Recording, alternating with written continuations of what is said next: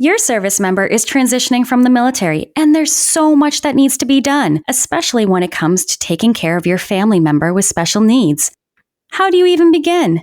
We'll talk about that and much more in this podcast for families enrolled in EFMP. I'm Jen Wong, and today we're talking about preparing for separation or retirement. Hi, and welcome to the EFMP and Me podcast series, brought to you by the Office of Special Needs and Military OneSource. I'm Jen Wong, Program Analyst with the Office of Special Needs, and your host for today's episode. This podcast series highlights a variety of topics that can be further explored by visiting EFMP and Me on Military OneSource. EFMP and Me is a digital tool that provides valuable topics, resources, and checklists related to the Exceptional Family Member Program. This is available to service members, family members, service providers, and leaders 24/7. In today's episode, we will be discussing preparing for separation or retirement transitioning from the military. I'm excited to welcome Melinda Mannix, who will share her wealth of knowledge with us. Melinda, thanks for being here, and could you tell us a little bit about yourself? Hi, Jen. Thank you very much for having me. I really appreciate this chance to talk about transition and retirement and separation from the military. It is an area that's very near and dear to my heart. So first of all, my name is Melinda Mannix. As you said, I'm the Policy and Curriculum Program Manager for the Department of Defense, more specifically with the Military Civilian Transition Office, also called MCTO. We are a function within the Defense Human Resource Activity and Defense Support Services Center. And that's a mouthful. And most people don't even know we exist because we kind of run the policy behind the TAP program. What we do is we look at legislation, any mandates that's going to impact the program, and try to figure out how that's going to work best within our services. While we run the policy, the services individually implement their program that works best. Because as we all know, a serviceman is not a serviceman is not a serviceman. A soldier is not a Marine is not a seaman is not an airman is not a coastie. So they are all different in their needs, and we want the services to be able to provide the TAP program that best fits their needs. And one last little note, Jen, just for your listeners, and is to some people call TAP TAPS, and TAPS, unfortunately, is Tragedy Assistance Program for Survivors. So we are TAP and we are not TAPS. Thank you for that introduction. I know we're going to be discussing some specific considerations for military families with special needs when it comes to transitioning out of the military. But could you tell us a little bit more about TAP and the transitioning process in general for everyone? Oh, sure. Let me give you just the high-level 5-minute version here. The Transition Assistance Program is a mandatory program for all service members as they transition from the military, whether separating or retirement, as long as they've served 180 days on active duty. Mm-hmm. So the system provides the building blocks for transition and the knowledge and the resources. It is foundational. There is no way we can be everything to everyone. Mm-hmm. So we want to give everyone the resources and information to work their transition process that fits their needs. So service members and their family members are mandated and strongly encouraged to start the process early, no later than 365 days prior to transition. And when it comes to transition, the early bird truly does get the worm because there is so much information in resources and programs, some of which are on a timeline, that the service member needs time to look at it and absorb it and just take the time to research what is going to work best for them. Mm-hmm.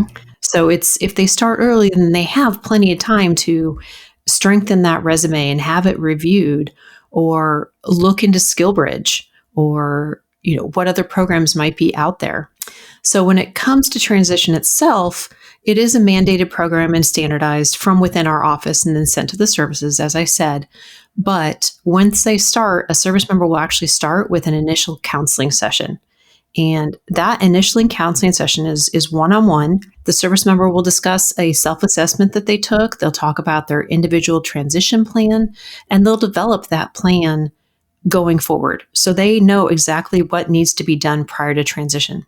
For each service member, there are some mandated components, such as we call it the DoD Day, and it's managing your transition and the mock crosswalk and the financial planning.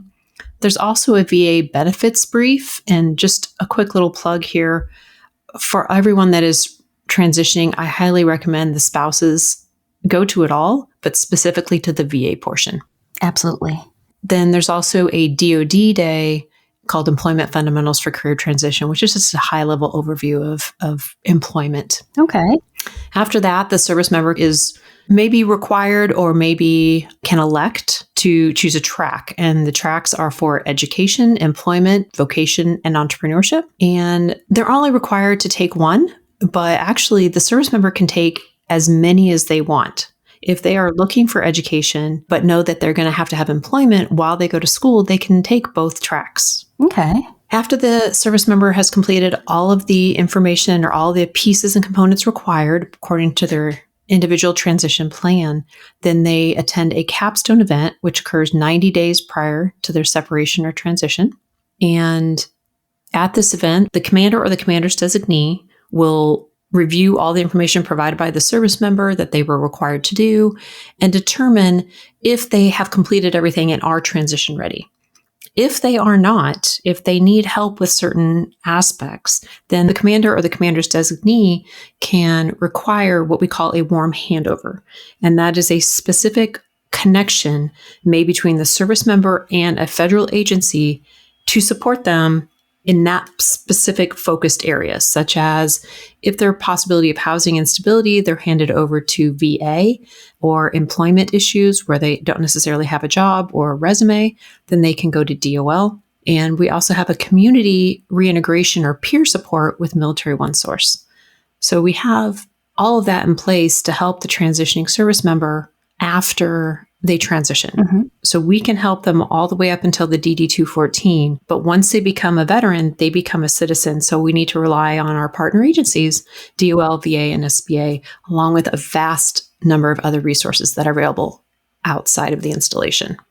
Absolutely. Thank you so much, Melinda. That's a really great high-level overview of the Transition Assistance Program. And just to make sure our listeners know what agencies you were referring to with those acronyms, VA is the Veterans Administration, DOL refers to the Department of Labor, and SBA refers to the Small Business Administration. I also think it's helpful for our listeners to know how the Transition Assistance Program has evolved. It used to be a one-size-fit-all sort of model, and now it's a more customized model with those tracks that meet the individual's needs. So I think that's really great information. Could you expand a little further on if our listeners do have additional questions or they want additional information or assistance? Would you recommend any resources or websites that they can visit? The first resource I would recommend is the TAP office. And the reason for that is they are, I want to say the gatekeepers, Right. but they are all knowing.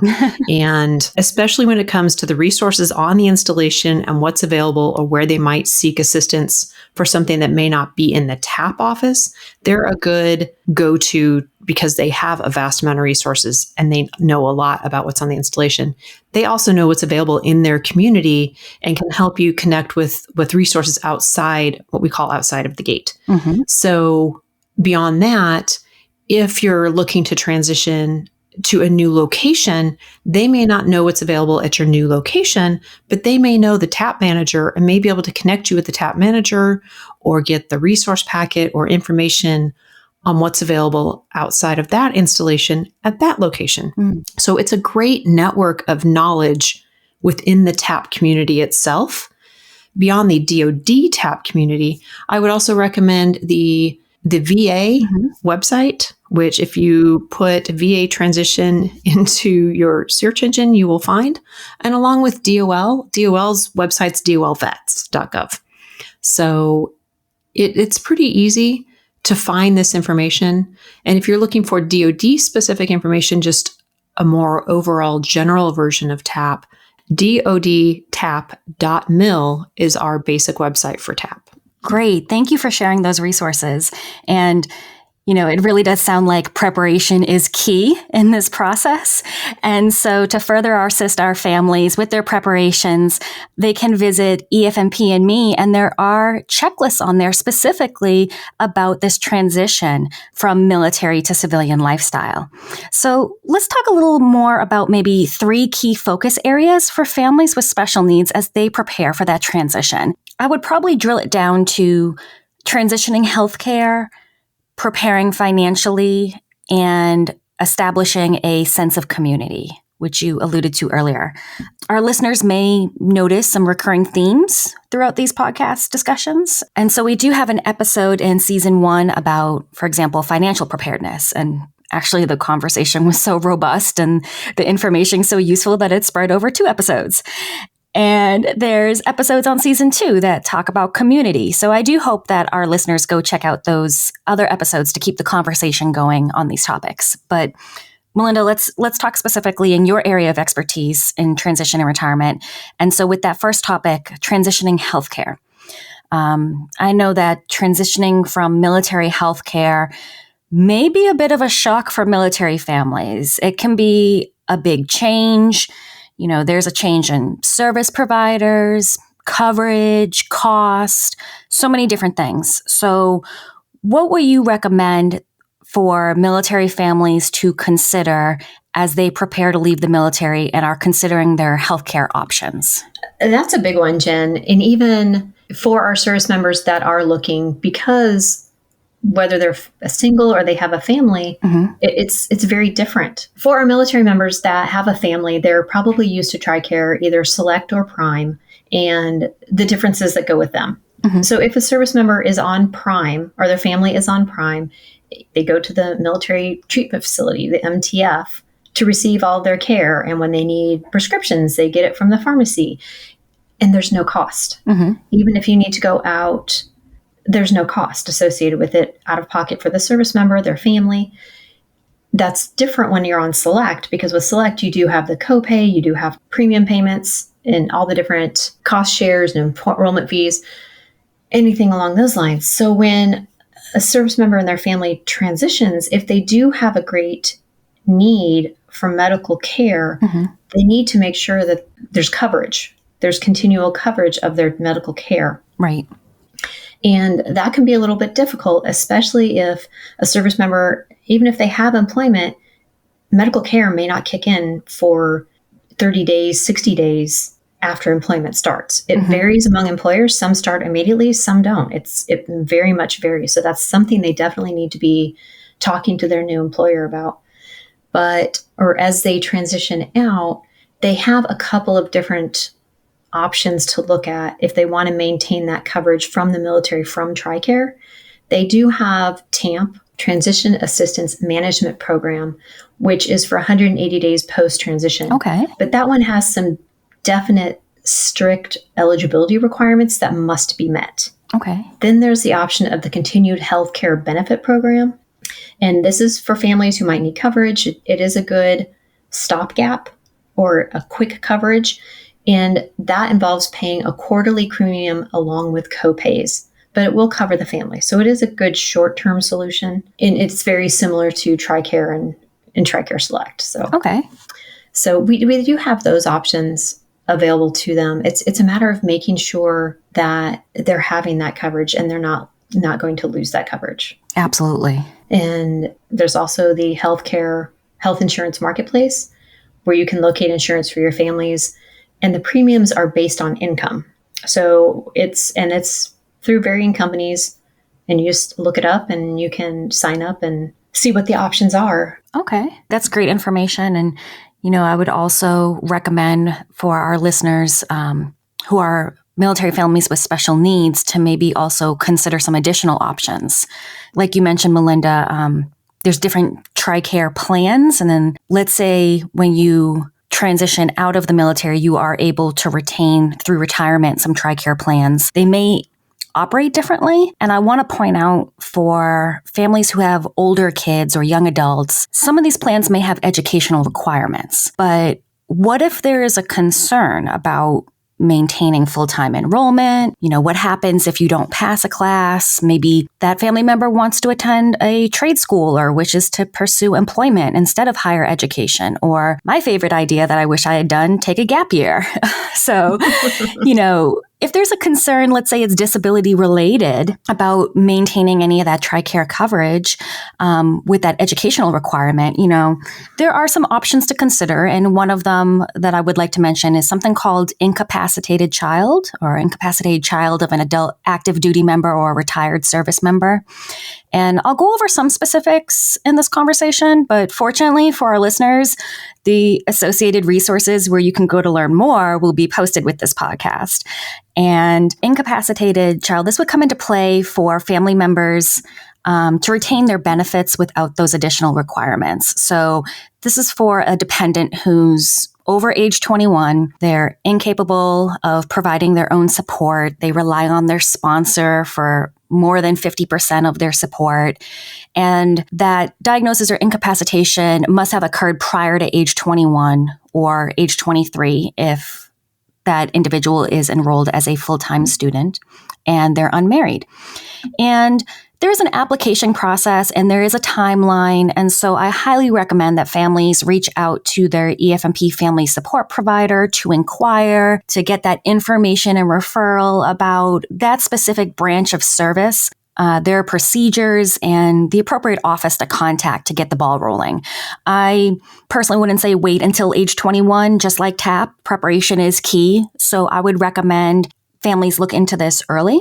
Another consideration for military families with special needs is if they are using TRICARE Echo. TRICARE Echo is a sub-program within TRICARE that covers additional needs that may not be covered under TRICARE's primary plans. Some of our families enrolled in EFMP are using TRICARE Echo. However, whether they separate or retire, they will no longer have access to this program. And so I'd recommend that families talk to their medical provider, talk to your ECHO coordinator about that upcoming transition out of the military and ask about things to consider for the future. What equipment may be needed later down the line? What sort of expenses are now not going to be covered with not having access to this program? I'd also recommend, if the family is going to be moving over to civilian health insurance completely, families with extra medical needs may need to research plans more so than other families. If there's a variety of therapies being utilized, what are those copays going to look like? And how much is that all going to add up to in the course of a month, let's say?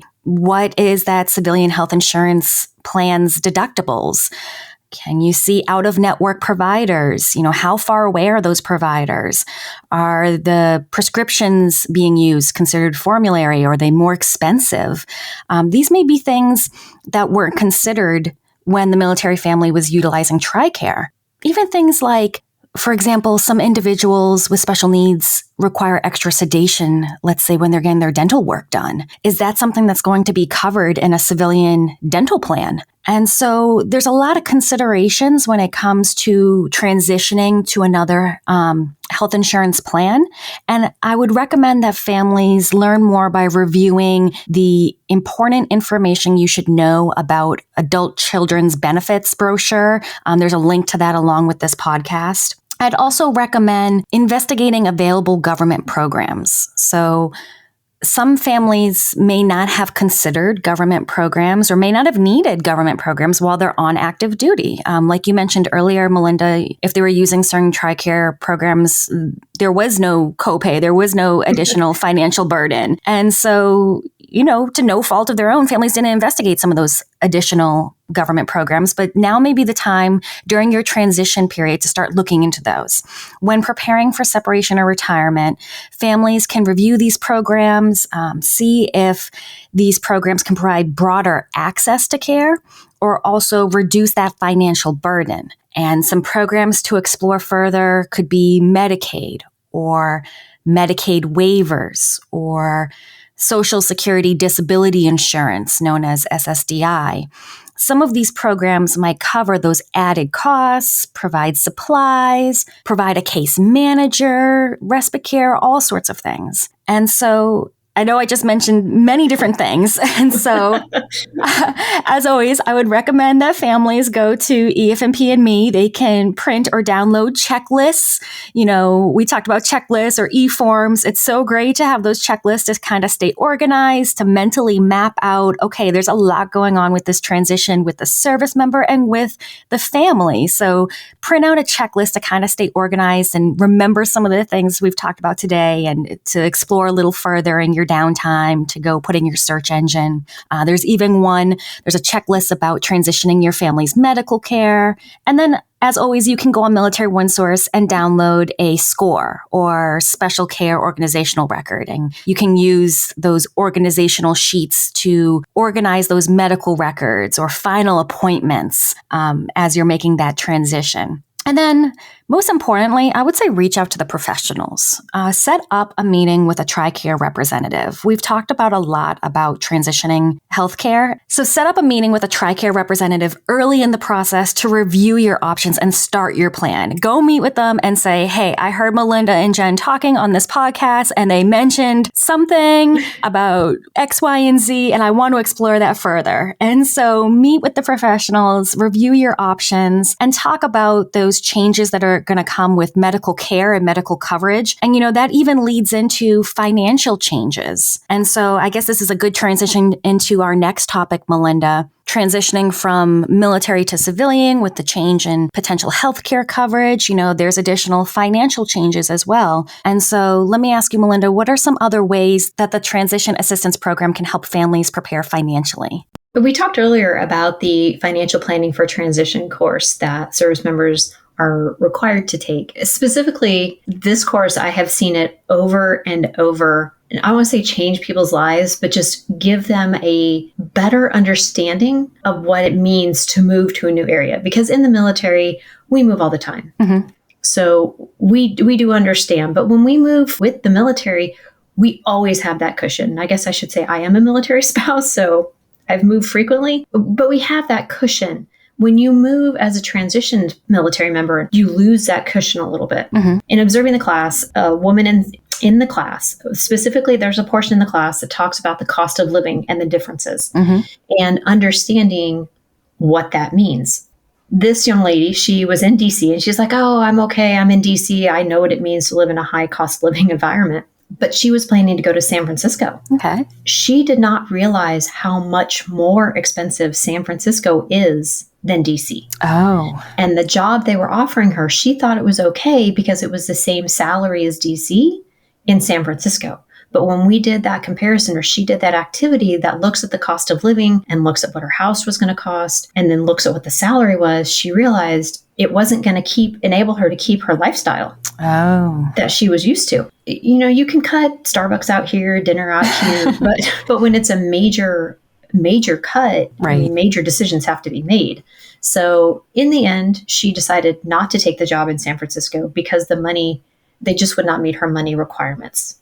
So, but it's things like that. She came to that realization on her own to understand that if I want to maintain my lifestyle, what's more important? Living in San Francisco, maintaining my lifestyle. And that becomes even more important when it comes to family members, because it's not just the individual, it's an entire family. Mm-hmm. And I mean, that can be the difference between living in the 4-bedroom house you have now and living in a 2 or 3-bedroom apartment. Right. So the class is very much geared on understanding where they are, and then trying to figure out if they're retiring. We focus on looking at, first of all, everybody goes in and looks at their civilian salary equivalent. And it kind of shows you how much money you need to make to maintain your equivalents, your salary equivalent. Okay. So when it comes to the finance, we want them to focus on where they're going and what it means and things like that. And just that cost of living. So with the retiree, or with everybody, we do the RMC calculator, and we have them look at what they need to make. And then for retirees, we go one step further. Here's what your retirement is going to be. And then here's where your gap is.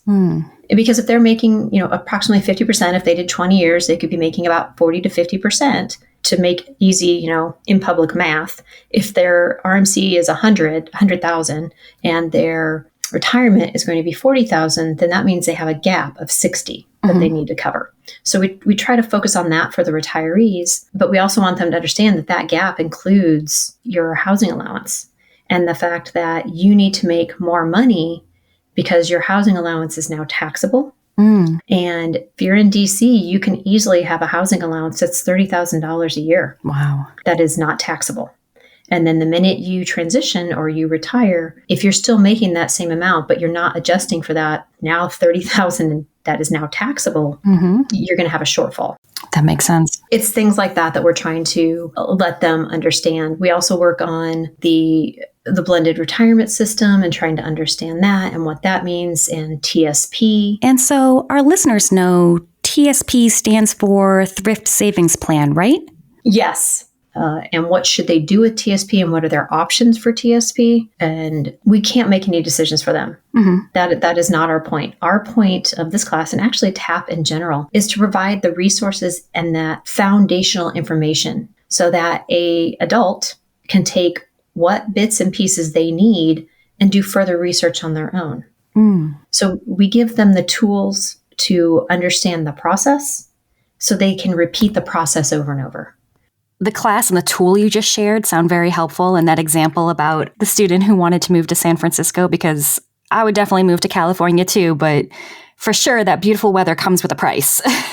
The California tax, California sunshine tax is what they call it. Wow, so you may have just saved me. So, and actually I do want to mention that in addition to just the cost of living, one thing that we do look closely at, and this is more specific to families, is childcare. And the cost of childcare at any given location, because that is very different from location to location, and the availability of childcare. It's not the same across the board. So we want to make sure that they're understanding what that is going to cost, because if they were utilizing base childcare or installation childcare, they might have been receiving a stipend and not paying the full amount based on the rank. Absolutely. And especially when it comes to military families with special needs, when it comes to caring for that family member, are they going to need a provider who can provide specialized care? Are they going to need to consider childcare options or respite care options? If they're moving somewhere new, can they reach out to a local organization or a caregiver group, or hopefully maybe they'll be near family when it comes to care? And like how you just mentioned, are the costs going to change as well? 100%. It's scary to think about, what does that mean financially for us, and what is that going to look like? So I can't imagine adding EFMP into the consideration. Absolutely, because I think, for families with special needs, there are a few other considerations as well. This would probably go for all military families, but I would recommend using the services you have access to on the installation while you can. And one of those would be the legal office. Consider setting up those legal documents while you have that free legal service through the military. If you need to update or establish estate planning, wills, trusts, guardianship, power of attorney, do it all during your transition period. I just mentioned a whole lot of things that may sound unfamiliar, but we do have a financial and legal planning episode in season 1 that goes more into depth on all of those. And I'd also mention, when you're developing your financial plan, keep in mind those resources you currently use and receive from the military that you may need to pay for as a civilian. Melinda, you mentioned the CDC, the housing allowance. Are you also going to be near a commissary or an exchange, or have you not explored those government programs, but maybe it's something to look into now to reduce those healthcare and other costs for medical equipment or medical care? And so there are those added layer of considerations. Another one I would mention is the ABLE account. And again, like I mentioned, there's that episode in season 1 to go back to, but whether you're separating or retiring or whatever your transition looks like, an ABLE account is a unique account that allows you to save money for a family member with special needs, but it also takes into consideration how that money may affect their eligibility for other benefits or for government programs. And so it's unique in that way. And it's definitely, no matter what point you're at in your military career, you don't even need to be near transition to start exploring an ABLE account. It's great financial planning for the future. We've talked about the transition to healthcare. We've talked about some considerations, just touching on them for families to look into further when it comes to financial considerations. And so, Melinda, I want to move on to our next topic, which is when families go through that military to civilian transition, what comes along with that in sense of establishing a sense of community, establishing a sense of identity, and finding that space to belong during this transition. And so I know military families are frequently faced with many moves to new communities, and each move is a little different and may affect each family member differently, including that family member with special needs. And so there are a few tips to consider. There's a lot to consider just in general when it comes to moving, but families may want to think about, hey, if you're going to move, does the next state provide anything for veterans? Are there special needs services? Are there special needs programs? What's available locally in the county or in the city? And for families with school-age children, what about the school system? Also, what does housing look like? We touched on cost of living earlier. What's that housing going to look like where you're moving to? Whether you stay local to your current installation or moving to a new location, I would recommend families talk to their EF&P family support provider. They can refer you to those community resources off the installation that you're going to probably be using more frequently now in your civilian lifestyle. Or if you're moving to a new state, you can even ask your current EF&P family support provider, hey, I'm moving to this other state. I think it's near or close to such and such installation. Do you think maybe you could refer me and provide a warm handoff to the EF&P family support provider there? You know, you may not be specifically going to Langley Air Force Base, but you're going to be in that area, let's say. That person there on the ground is going to know about the resources, and they're going to be the expert of what's available in that area. Families can also check out the education directory for children with special needs on Military OneSource. And that's a phenomenal resource to get an idea of the special education services that are available in different areas. And all of us were very embedded into our online communities, I would say. So I would suggest seeking out support online, expanding your network, maybe utilizing social media, asking other parents questions, finding those online support groups, and just really getting plugged in. It's a great idea because you can start doing that even before you move. You can start getting plugged into those neighborhood Facebook groups, those support groups, those message boards online where you really get that opinion from folks who are already there, already living it, already going through it. And I don't know about you, Melinda, but I highly rely on referrals and recommendations. If any of my friends recommend a hairdresser or a mechanic or an area to live because of the schools or et cetera, I definitely value those opinions and those recommendations from folks who are already living it for sure. The spouse network is strong. Absolutely. Absolutely. And lastly, I would also recommend, you have your family support providers, you have your own research you're doing, you have that network of support from other families. But don't forget that Military OneSource has those EF&P specialty consultants, and they can also listen to your questions and do some research and find those answers and provide those referrals. Whether you're staying in the same area or you're moving, you can kind of pass off your questions and they'll help research with you. And so you have this team of professionals and this networks of support around you to kind of prepare with this transition, to feel well equipped, to research the resources, to build those facts to help your family make that decision. Okay, where are we going to move to? What do we need to consider? And along the way, while you're reaching out to those networks of support, you're also kind of building that sense of community. You're reaching out to those other folks who have been there, done that are really going to become part of your network. Whether they're military, veteran, civilian, it's building that community where you go to next. And so, Melinda, you mentioned that the spouse network is strong. What would you recommend for spouses or service members who are about to go through their transition, when it comes to building their network or their community? I think you explained it well, Jen. I think reaching out to those, finding the Facebook page for the area you're considering going, or even as you go into transition, finding the Facebook page for just the community of transitioners. There's many of them out there, and it kind of helps everyone share information and resources of what worked for me and what didn't work for me. Or it's so important to get the information from those that have gone before you. So in my view, there's no point in reinventing your wheel if somebody has already carved it. So that's my biggest thing. Ask.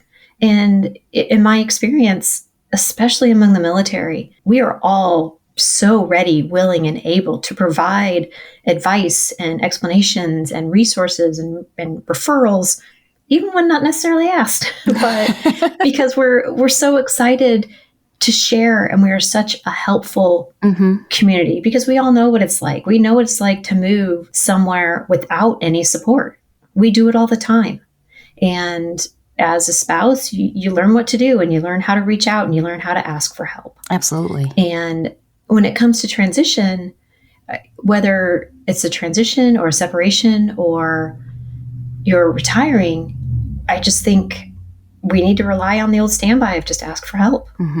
So that would be my recommendation. You've explained it well. And that's why, like you said, getting those resources and then looking at them later, that's why I like EFMP and Me. EFMP and Me has those checklists. So you can always refer back to it and say, oh yeah, I did want to go back and delve more into that. What's the tooltip for that? What's the resource for that? So you kind of stay on track and, because there is so much, you could dive so deep into this and educate yourself so much, which is, like you mentioned earlier, starting the transition process early. Take the class again, talk to folks, refer to your checklists or your e-forms. And then also, once you learn what the resources are, keep in mind that support doesn't go away. So for example, Military OneSource, that's still available for 365 days after the transition. And that includes those special needs consultants. And they have a wealth of information about services, transition, what's available in the community to be able to provide that information and referral even after that transition. And I will add to that, the VA and the DOL, in addition, also have amazing resources available to the veterans and their family members. Absolutely. So really, whether you're moving or staying in place, there are a lot of resources and a lot of places that can help you get connected, whether it's before your separation, after your separation, and they're all there to help you and your family stay happy, healthy, and resilient as you go into that transition into the civilian lifestyle. And so, Melinda, before we wrap up, I just want to ask you, do you have a final piece of advice for our listeners? So the one piece of advice I would give when it relates to transition, separation, or retirement is go early, go often. It's shown beneficial if you start earlier at the 365 mark.